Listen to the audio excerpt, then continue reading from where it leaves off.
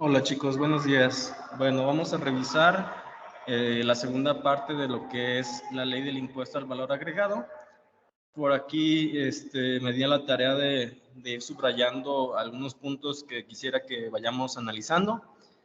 Paulatinamente, pues vamos a estar revisando de manera completa toda la ley, todas las implicaciones que tiene, inclusive por ahí muy probablemente nos tengamos que meter también al reglamento de la ley del IVA, porque recordemos que las leyes federales, por lo menos lo que es la ley del ISR, la ley del IVA, la ley del IEPS, tienen sus reglamentos correspondientes y en esos reglamentos pues vienen implicaciones un poquito más de apoyo para el entendimiento de las mismas, porque de hecho, bueno, pues como tal estas leyes te dan como la pauta, te dan una explicación, pero la verdad es que se complementan mucho con la parte de los reglamentos. Entonces, bueno, sin más preámbulos, vamos a comenzar con la parte de la ley del impuesto al valor agregado. Bueno, en el capítulo 1, chicos, nos habla de disposiciones generales. ¿Qué entendemos por disposiciones generales? Son todas aquellas, por así decirlo, aplicaciones que van a ser de manera general o amplia para todos los casos que se van a estar estudiando de manera posterior, que en cierta manera quiere decir que, bueno, pues esto va a tener implicaciones en todo lo posterior que estaremos revisando. Entonces, bueno, hay que entender primeramente bien todo el tema de las disposiciones generales, ¿sale? Que son como las reglas, por así decirlo, del juego, ¿no? Lo que vamos a estar aplicando de ahora en adelante. Entonces, bueno, dice el artículo 1, están obligadas al pago del impuesto al valor agregado establecido en esta ley las personas físicas y las morales que en territorio nacional realicen los actos o actividades siguientes. Y viene la fracción de la primera a la cuarta. Fracción primera, enajenen bienes. Fracción segunda, presten servicios independientes.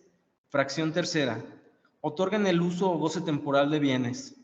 Fracción cuarta, importen bienes o servicios.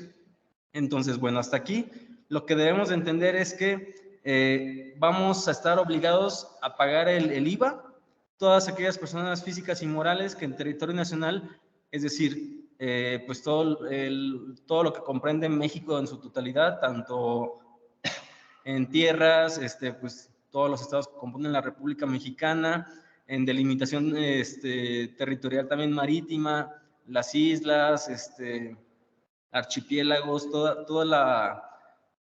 todo lo que sea como propiedad de la nación en temas de territorio nacional, pues va a estar sujeto al pago del impuesto. Entonces, bueno, ¿cuándo lo vamos a pagar? Pues cuando enajenemos bienes, cuando vendamos, cuando prestemos servicios independientes, honorarios, cuando otorguemos el uso o goce temporal de bienes, en otras palabras, arrendamiento, o cuando se importen bienes o servicios, es decir, cuando entre mercancía o adquiramos servicios del extranjero, ¿no? Entonces, bueno, el impuesto se calculará aplicando los valores que señala esta ley, la tasa del 16%, el impuesto al valor agregado en ningún caso se considerará que forma parte de dichos valores. Aquí lo que nos está tratando de decir es que la tasa general del IVA es el 16%, que era lo que ya habíamos comentado en una sesión pasada. El tema de actualidad del impuesto al valor agregado corresponde a la tasa del 16%. Recordemos que esto aplica únicamente a todo el territorio mexicano, a excepción de la región fronteriza norte. Ahí aplica el 8%. Entonces, bueno. Y dice que el IVA en ningún caso se considerará que formen parte de dichos valores, que en cierta manera intenta explicarnos que, bueno, todo lo que nosotros vendamos, todo lo que nosotros prestemos servicios, rentemos o importemos, en cierta manera tendremos que agregarle el IVA y ese IVA va a ser expreso y por separado del valor de la contraprestación que estemos realizando, dado los supuestos que mencionamos anteriormente.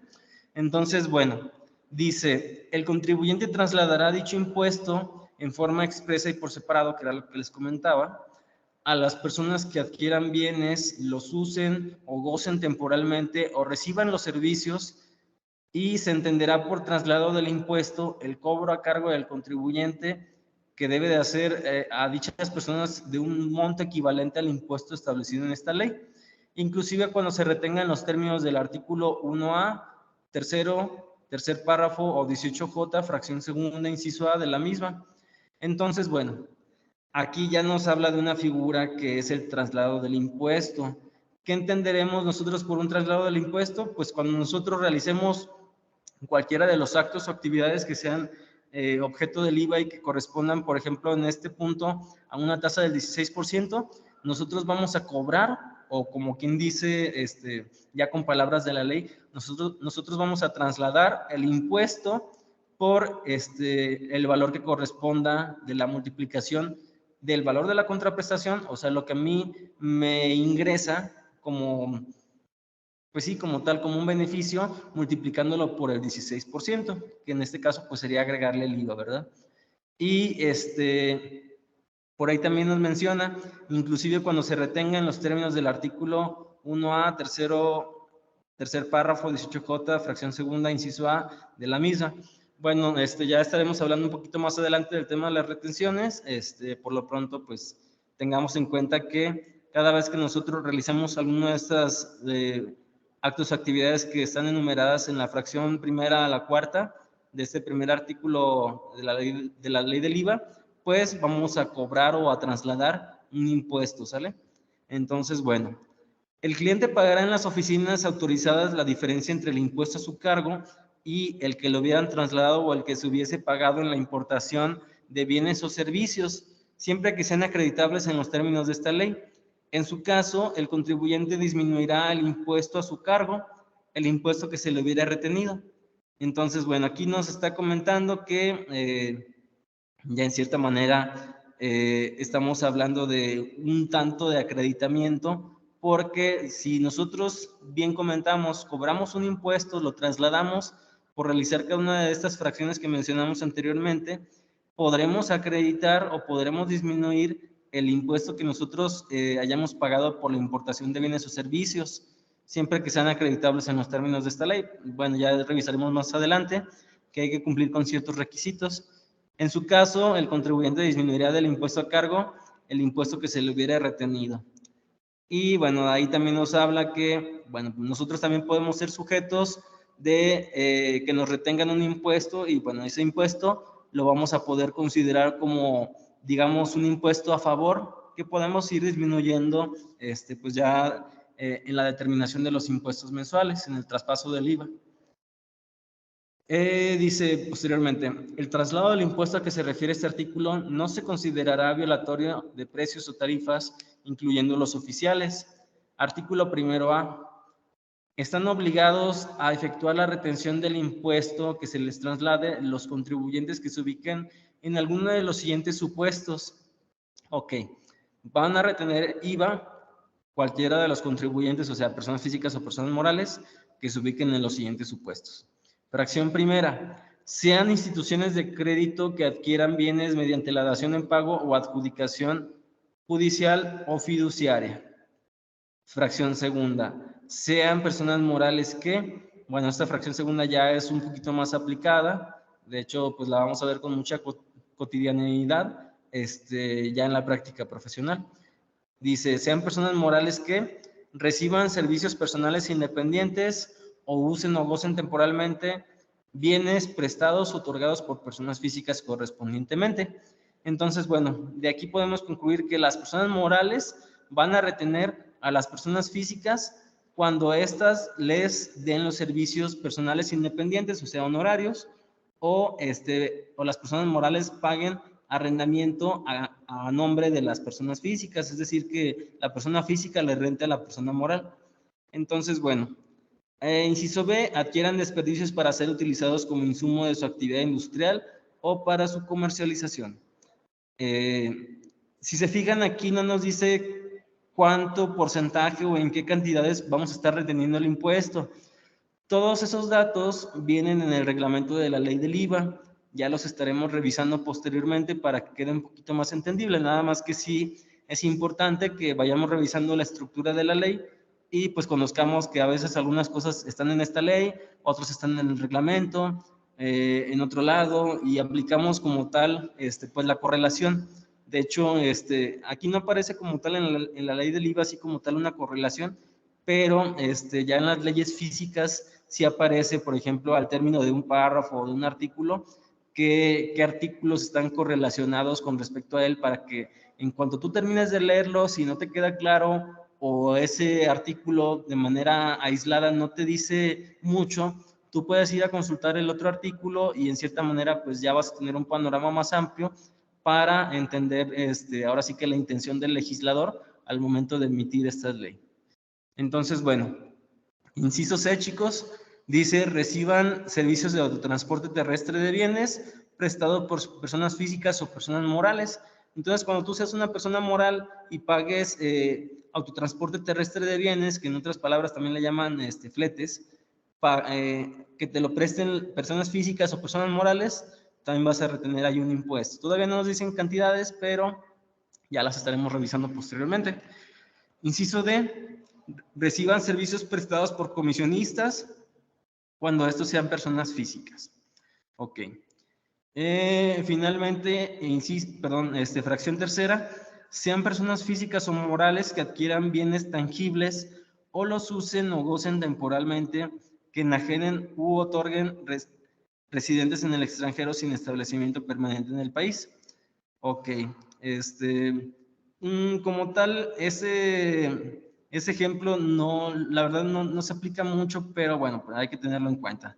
Cuando tú seas una persona física o moral y adquieras bienes tangibles, o sea que puedas palpar físicamente, o los rentes en cierta manera, los uses o goces temporalmente, o bien se enajenen o otorguen a residentes en el extranjero que no tengan establecimiento permanente en el país, pues se va a realizar ahí una retención de IVA. Entonces, bueno, hay que tener esto en cuenta. La fracción cuarta se deroga. ¿Qué quiere decir eso de derogar? Hay dos términos en el derecho que uno es derogar y otro es abrogar. Cuando dicen que se deroga un artículo, bueno, también agregaría yo adicionar. Cuando dicen que se deroga un artículo, lo que pasa es que si se fijan, lo borran, pero solamente este artículo, ¿sale? Solamente una parte del artículo. Cuando sucede la figura de la abrogación, quiere decir que se borra, pero completamente el artículo, no solamente una fracción o un párrafo. Ahí ya es todo el artículo completo, se borra, se abroga, en otras palabras. Y bueno, cuando hablamos nosotros de adición, pues ya estamos hablando de que probablemente pues se agregue, se ponga como una parte extra, por así decirlo, de un artículo que, bueno, tal vez están tratando de poner un poquito más específico o quieren poner un poquito más de candados o otras implicaciones. Pero bueno, para lo posterior, pues ya ir revisando toda esta parte, ¿no? Entonces, bueno, dice el artículo, perdón, el siguiente párrafo: no se efectuará la retención a lo que se refiere en este artículo a las personas físicas o morales que estén obligadas al pago del impuesto exclusivamente por la importación de bienes. Entonces, bueno, dice que no se va a efectuar la retención a las personas morales o físicas que estén obligadas al pago del impuesto cuando tenga el caso exclusivamente de la importación de bienes. Hay que tenerlo en cuenta. Quienes efectúen la retención a que se refiere este artículo sustituirán al enajenante, prestador del servicio u otorgante del uso o goce temporal de bienes en la obligación del pago y entero del impuesto. Por ahí en el video anterior les mencionaba que una cosa es ser el sujeto obligado como tal de una obligación fiscal y otra cosa es ser el sujeto que realiza el pago. En este caso, pues las personas que retengan como tal este impuesto, pues van a tener la obligación del pago y entero del impuesto. ¿A qué se refiere con eso del entero? Pues que en cierta manera nosotros le damos conocimiento a la autoridad de que retuvimos un impuesto y pues realizamos el pago correspondiente. Entonces, bueno, dice el siguiente párrafo: el retenedor efectuará la retención del impuesto en el momento que se pague el precio o la contraprestación y sobre el monto de lo efectivamente pagado, y lo entenderá mediante declaración en las oficinas autorizadas, conjuntamente con el pago del impuesto correspondiente al mes en el cual se efectúe la retención o en su defecto a más tardar el día 17 del mes siguiente a aquel en el que hubiese efectuado la retención, sin que contraentero de la retención pueda realizarse acreditamiento, compensación o disminución alguna. Aquí nos está diciendo muchas cosas importantes, chicos. Nos dice que como tal, al momento de que se efectúe la retención, tú ya tienes la obligación de enterar y de pagar esa retención siempre y cuando hayas pagado el importe de la contraprestación. Entonces, de esa manera, pues tú ya tienes la obligación de realizar el pago correspondiente al SAT. Y bueno, aquí también, si recordamos alguno de los elementos de los impuestos, la época de pago, aquí nos dice que, bueno, esa retención que tú estás efectuando a las personas físicas o personas morales en su caso, de acuerdo a lo que estuvimos comentando anteriormente, pues tú tienes a más tardar el día 17 del mes siguiente aquel en el que se hubiese efectuado la retención. Por ejemplo, si tú eres una persona moral que pagó arrendamiento en el mes de enero del 2023, tú tienes hasta el 17 de febrero del 2023 para presentar y pagar tu retención con las las cantidades que sean correspondientes al pago de esta contraprestación. Entonces, bueno, y otro punto importante, esas retenciones de IVA, si bien más arribita nos mencionaba que un impuesto trasladado se podía disminuir con todo aquel importe que yo haya pagado mediante la figura del acreditamiento, en el caso de las retenciones no es aplicable. Estas retenciones se tienen que pagar de manera completa, ya que, bueno, en esta parte del artículo nos dice que no se deberá realizar ni acreditamiento, ni compensación o disminución alguna. Es decir, en otras palabras, se complicaron ahí un poquito la ley, pero quiere decir que pues la vas a pagar completa. Como la retengas, la vas a pagar completa sin disminuir cantidad alguna. También por ahí nos menciona, el Ejecutivo Federal en el reglamento de esta ley podrá autorizar una retención menor al total del impuesto causado, tomando en consideración las características del sector o de la cadena productiva de que se trate. El control del cumplimiento de obligaciones fiscales, así como la necesidad demostrada de recuperar con mayor oportunidad el impuesto acreditable. Bueno, ahí nos dice que bueno, todo esto puede estar sujeto a la decisión que tome el presidente de la República y bueno, pues en cierta manera puede ser que exista un beneficio como para dar algún estímulo a algún sector o a alguna cadena productiva de que se trate, para que pues se cumpla de mayor manera o de mejor manera con las obligaciones fiscales. Pero, en mi opinión, difícilmente se puede dar ese supuesto. O sea, sí hay sus casos, pero pues lo que le conviene más al gobierno en este caso pues es que se pague un impuesto, ¿verdad? O sea, sí existen sectores de la población que tengan sus beneficios y todo eso. Por ejemplo, lo de la región fronteriza norte, creo que no aplicaría aquí tanto lo del el tema de la tasa del 0% porque es un artículo distinto, pero bueno, en su caso, si aplicara una tasa menor al 16% por medio de una decisión del Poder Ejecutivo Federal, pues estaría sustentado con ese artículo. Entonces, bueno, aquí me voy a brincar un poquito el 1A bis, no siento que sea tan importante. El artículo 1B nos dice que para los efectos de esta ley se consideran efectivamente cobradas las contraprestaciones cuando se reciban en efectivo, en bienes o en servicios, aun cuando aquellas correspondan a anticipos, depósitos o cualquier otro concepto, sin importar el nombre con el que se les designe, o bien cuando el interés del acreedor queda satisfecho mediante cualquier forma de extinción de las obligaciones que den lugar a contraprestaciones.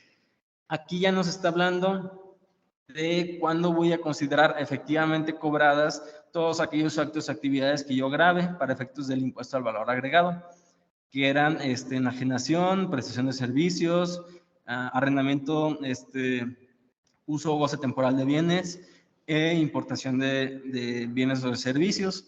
Entonces, bueno, ¿cuándo se van a considerar efectivamente cobradas? Pues cuando te las paguen en efectivo, en bienes, es decir, en dación en pago, o en servicios, aun cuando aquellas corresponden a anticipos, es decir, cuando a ti te pagan, aunque sea una parte, tú ya tienes la obligación de acumular el proporcional a esa parte que te pagaron. Entonces, bueno,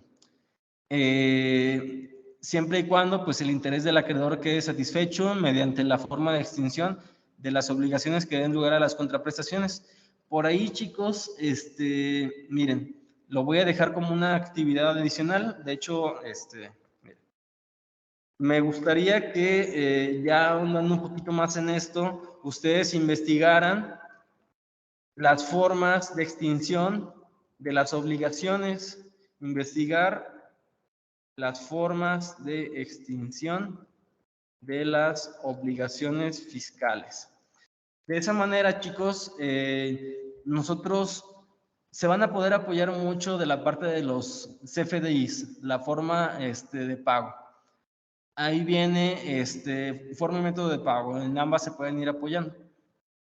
En esas partes, chicos, viene, por ejemplo, efectivo, transferencia electrónica de fondos, cheque nominativo, tarjeta de débito, tarjeta de crédito, vales de despensa, monedero electrónico, cualquier otro concepto. Por ahí viene también novación, bueno, ya para no hacérselas un poquito más larga, me gustaría que sí, como parte de este video, chicos, pues la actividad sería que ustedes investigaran todas las formas de extinción de las obligaciones fiscales.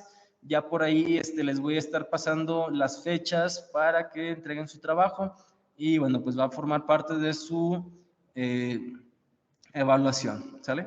Entonces, bueno, cuando el precio o contraprestación pactados por la enajenación de bienes y la prestación de servicios o el otorgamiento del uso o goce temporal de bienes se pague mediante cheque, se considera que el valor de la operación, así como el impuesto al valor agregado trasladado correspondiente, fueron efectivamente pagados en la fecha de cobro del mismo o cuando los contribuyentes transmitan los cheques a un tercero, excepto cuando dicha transmisión sea en procuración.